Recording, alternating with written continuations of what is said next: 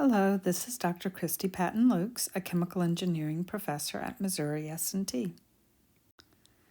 We are wrapping up Chapter 3 on material and energy balances. We are going to, in this lesson, look at a system that can't be classified as a closed system or a steady flow system. So how do we solve those? Well, we'll need to use the general form for the energy balance, or the first law, and the integrated form is the most useful for us here. So the change in the energy in the system is going to equal the flow energy in and out plus the work, whether it's by expansion, contraction, shaft work, or then our heat transfer.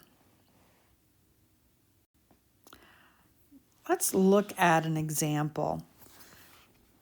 In this particular problem, what we have is we have steam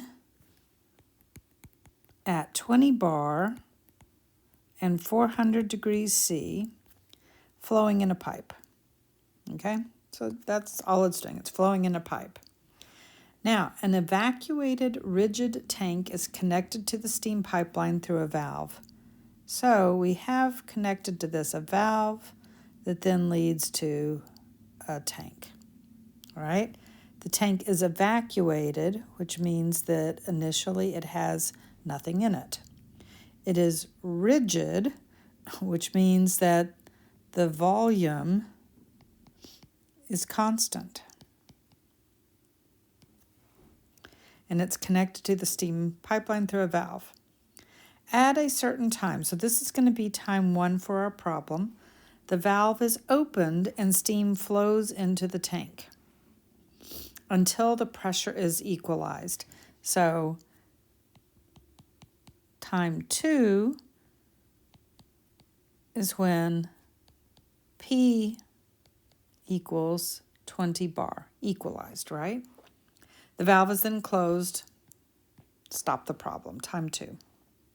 The process of filling the tank is adiabatic, so Q is equal to 0. The question, improbable as it looks, is find the final temperature. Okay? Now, we have that full energy balance. I'm going to go ahead and start thinking about the assumptions now so I can write less of it down. It gets tiring. I've always said I wanted a rubber stamp with the first law written on it. They said Q is 0. There also are no moving parts, right, other than at that moment when I open or close the valve. But there are no moving parts, so both expansion, contraction, and shaft work will both be 0.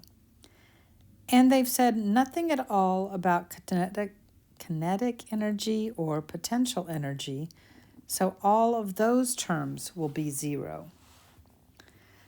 Therefore, my first law statement so far says that mass at the end times U at that point minus mass at the beginning times U at that point is equal to mass in times enthalpy in minus mass out times enthalpy out. Remember, those flow streams use enthalpy. The material contained in the tank is going to be U, and then plus W plus Q, but we've already said we're going to cross those out, right? And we know that M1 initially is 0, so therefore that's going to be gone. And let's see, what else have I got? So I'm down to M2 U2 is equal to MN HN, that's the stream coming in here, minus MEHE. Now wait a minute, nothing's leaving, is it? So therefore ME is going to be 0. I can assume that safely. So I'm left with this as my energy balance. Now, whenever I work a problem like this, I need to also do a mass balance. Now, we've been sort of doing mass balances on our other problems, but they were so trivial we weren't writing them down. We looked at it and said, oh, there's one stream in, one stream out, nothing's accumulating, it's all the same. In this case, there's a stream in, nothing out, but there wasn't anything in there at the beginning, so therefore my material balance tells me that the mass that came in has to still be in there at the end. So 1 and 2 are the beginning and ending time. I and E are the entering and exiting flow. So the mass that comes in is still in there at the end, so I can divide those out. My resulting balance, therefore, is that U2 is equal to HI. This actually is going to help us find that final temperature. So the inlet is 20 bar and 400 degrees C, so go to the tables and look up HI. So HI is 3248.3 kilojoules per kilogram. This is also equal to U2, so state 2, remember I need 2 items to define a state. So the pressure is 20 bar, and the internal energy, U2, is the same as the enthalpy at the inlet, 3248.3 kilojoules per kilogram. Now, I recommend that you pause the video at this point and go look in the tables. From the tables at 20 bar, at 550, the internal energy is 3203.6. At 600, it's 3291.5. It isn't an entry on the table, so we're going to need to interpolate. In this case, I've got a value of 3248.3 in here, and I want to know what the temperature is. So I will interpolate.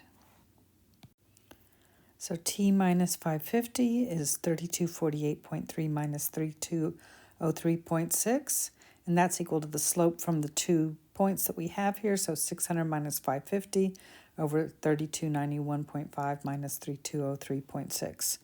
And if you solve for T, it is 575.4 degrees C. This next problem is quite similar, but there's a significant difference. This time we have a nitrogen line that is connected to a closed initially evacuated tank that I left out some words through a turbine. So we are going to flow through a turbine into a tank. This is our system, okay? The tank is 50 cubic meters. The turbine operates to a tank pressure of 0.5 megapascals. So this is 0.5 megapascals. And the temperature is 250 Kelvin.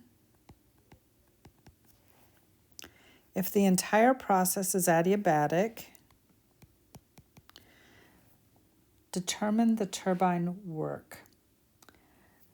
So again, my material balance, if everything was initially evacuated, then mass initially is 0, and if nothing is leaving, it's all getting caught by that tank.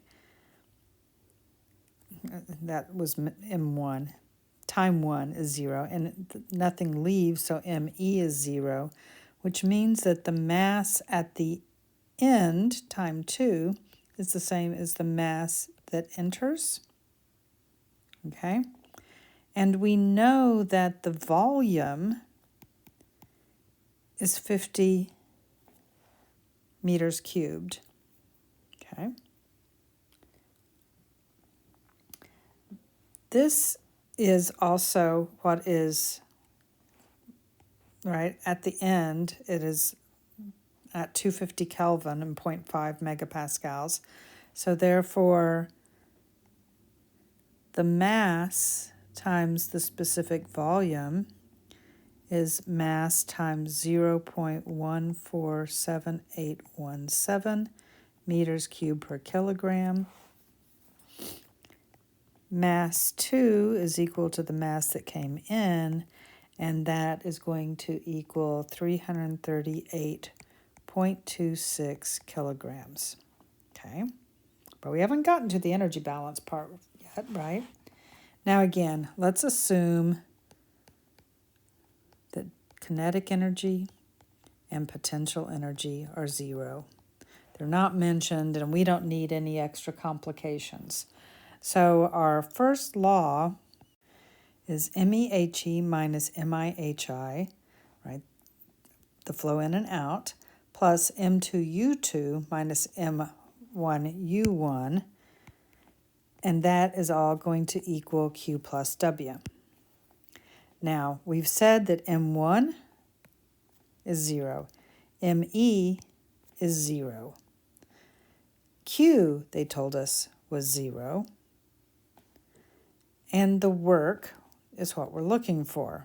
We know the mass, HI and U2, are both given here, and therefore work,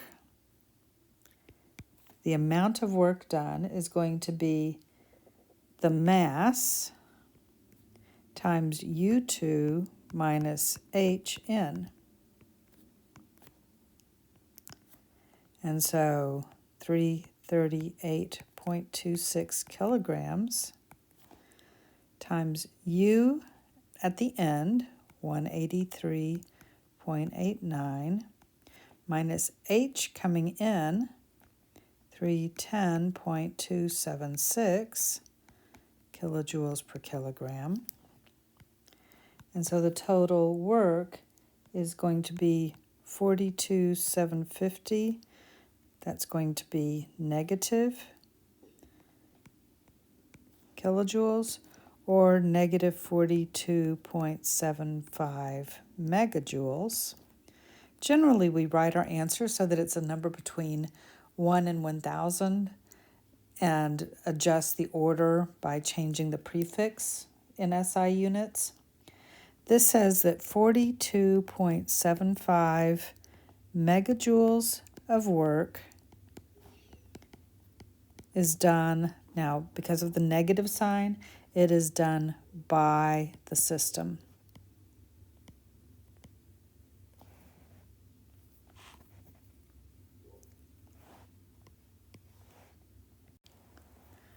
This wraps up Chapter 3 on the first law of thermodynamics. We're going to be looking at entropy and starting our examination of the second law of thermodynamics in the following chapter. Thank you very much for your time.